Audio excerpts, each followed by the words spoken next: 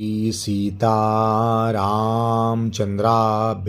नमः। श्रीमद्वाल्मीकि रामायण अरण्यकांड 7वां सर्ग। सीता और भ्राता सहित श्री राम का सुतीक्ष्ण के आश्रम पर जाकर उनसे बातचीत करना तथा उनसे सत्कृत हो रात में वहीं ठहरना। शत्रुओं को संताप देने वाले श्री रामचंद्र जी लक्ष्मण, सीता तथा उन ब्राह्मणों के साथ सुतीक्ष्ण मुनि के आश्रम की ओर चले। वे दूर तक का मार्ग तय करके अगाध जल से भरी हुई बहुत सी नदियों को पार करते हुए जब आगे गए तब उन्हें महान मेरु गिरी के समान एक अत्यंत ऊंचा पर्वत दिखाई दिया जो बड़ा ही निर्मल था। वहां से आगे बढ़कर वे दोनों इक्ष्वाकु कुल के श्रेष्ठ वीर रघुवंशी बंधु सीता के साथ नाना प्रकार के वृक्षों से भरे हुए एक वन में पहुँचे।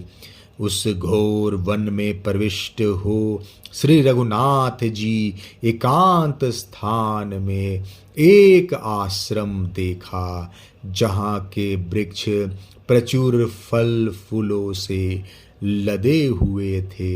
इधर उधर टंगे हुए चीर वस्त्रों के समुदाय उस आश्रम की शोभा बढ़ाते थे। वहाँ आंतरिक मल की शुद्धि के लिए पद्मासन धारण किए सुतीक्ष्ण मुनि ध्यान मग्न होकर बैठे थे। श्री राम ने उन तपोधन मुनि के पास विधिवत जाकर उनसे इस प्रकार कहा। सत्य पराक्रमी धर्मज्ञ महर्षि भगवान, मैं राम हूँ और यहाँ आपका दर्शन करने के लिए आया हूँ, अतः आप मुझसे बात कीजिए।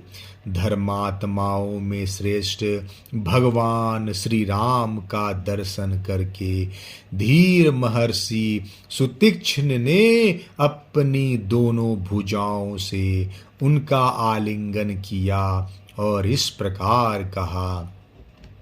सत्यवादियों में श्रेष्ठ रघुकुल भूषण श्री राम आपका स्वागत है। इस समय आपके पदार्पण करने से यह आश्रम सनात हो गया। महायशस्वी वीर, मैं आपकी ही प्रतीक्षा में था, इसलिए अब तक इस पृथ्वी पर अपने शरीर को त्याग कर मैं यहाँ से देवलोक ब्रह्मधाम में नहीं गया। मैंने सुना था कि आप राज्य से भ्रष्ट हो चित्रकूट पर्वत पर आकर रहते हैं। काकुतस्थ यहाँ 100 यज्ञों का अनुष्ठान करने वाले देवराज इंद्र आए थे। वे महान देवता देवेश्वर इंद्रदेव मेरे पास आकर कह रहे थे कि तुमने अपने पुण्य कर्म के द्वारा समस्त शुभ लोकों पर विजय पाई है। उनके कथनानुसार मैंने तपस्या से जिन देवर्षि सेवित लोकों पर अधिकार प्राप्त किया है, उन लोकों में आप सीता और लक्ष्मण के साथ विहार करें। मैं बड़ी प्रसन्नता के साथ वे सारे लोक आपकी सेवा में समर्पित करता हूँ।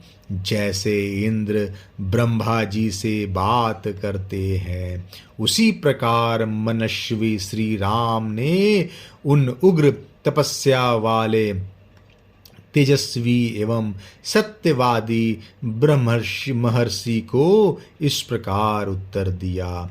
महामुने, वे लोक तो स्वयं ही आपको प्राप्त कराऊंगा, वे लोग तो मैं स्वयं ही आपको प्राप्त कराऊंगा। इस समय तो मेरी यह इच्छा है कि आप बतावें कि मैं इस वन में अपने ठहरने के लिए कहाँ कुटिया बनाऊं। आप समस्त प्राणियों के हित में तत्पर तथा इहलोक तथा परलोक की सभी बातों के ज्ञान में निपुण हैं। यह बात मुझसे गौतम गोत्रीय महात्मा शरभंग ने कही थी। श्री रामचंद्र जी के ऐसा कहने पर उन लोक विख्यात महर्षि ने बड़े हर्ष के साथ मधुर वाणी में कहा, श्री राम, यही आश्रम सब प्रकार से गुणवान सुविधाजनक है, अतः आप यही सुखपूर्वक निवास कीजिए। यहाँ ऋषियों का समुदाय सदा आता जाता रहता है और फल मूल भी सर्वदा सुलभ होते हैं। इस आश्रम पर बड़े बड़े मृगों के झुंड आते और अपने रूप, कांति एवं गति से मन को लुभाकर किसी को कष्ट दिए बिना ही यहाँ से लौट जाते हैं। उन्हें यहाँ किसी से कोई भय नहीं प्राप्त होता है। इस आश्रम में मृगों के उपद्रव के सिवा और कोई दोष नहीं है, यह आप निश्चित रूप से जान लें।